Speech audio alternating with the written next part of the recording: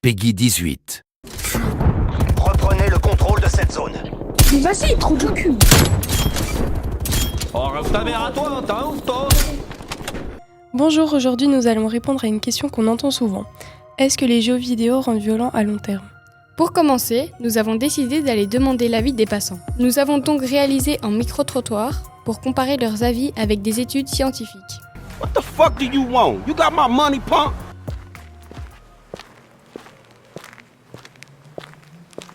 Pensez-vous que les jeux vidéo peuvent rendre violents ? Non, pas du tout. Ça dépend de quel jeu vidéo. Si c'est des jeux violents, je dirais que oui, en voyant les images plus violentes. Ça dépend quel jeu, peut-être un peu, oui. Parce que il y a des jeux qui sont avec beaucoup de bagarres, avec les armes, etc. Donc oui, je pense que ça peut rendre violent. Parfois, ça peut rendre violent, mais pas tout le temps. Pourquoi pensez-vous ça ? Quand il y a des armes, etc., ça peut peut-être inciter les plus jeunes, quand ils sont fort jeunes, à préférer des bêtises. Parce que je pense que c'est aussi un exutoire justement pour les frustrations de la vie de tous les jours et ça permet aux gamers de s'exprimer dans un monde virtuel qui n'est pas la réalité. Donc forcément. Quand j'étais plus jeune, il y a un jeu qui s'appelait Tekken. Et c'était un jeu de combat. Et c'était fort violent. Il y avait beaucoup de sang. Mortal Kombat aussi, on avait joué avec mon frère. C'était super violent, il y avait beaucoup de sang. Et j'ai 35 ans, ça m'a marqué. Je jouais de ça, j'avais moins de 10 ans.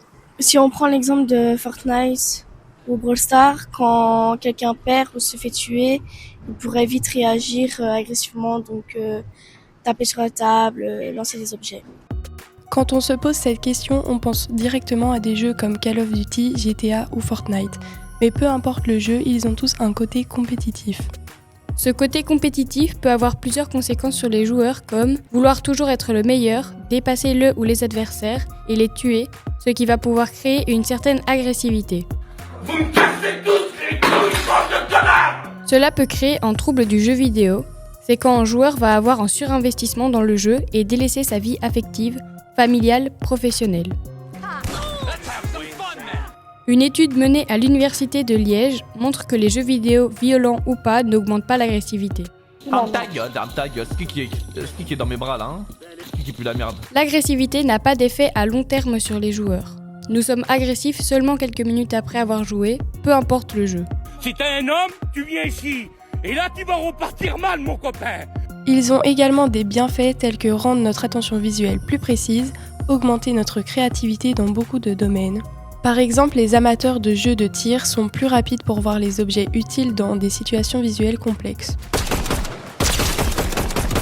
Des jeux vidéo sont spécialement conçus pour aider les patients à se remettre d'accidents liés à la circulation dans le cerveau ou des traumatismes crâniens. Ils permettent donc d'entraîner certaines fonctionnalités mentales de manière ludique, divertissante, facilitant ainsi le processus de rééducation. Les mecs, coup de gueule, coup de gueule. De nombreuses recherches ont aussi montré que des séances régulières de jeux vidéo peuvent renforcer la mémoire à court terme en nous aidant à garder en tête des suites de tâches.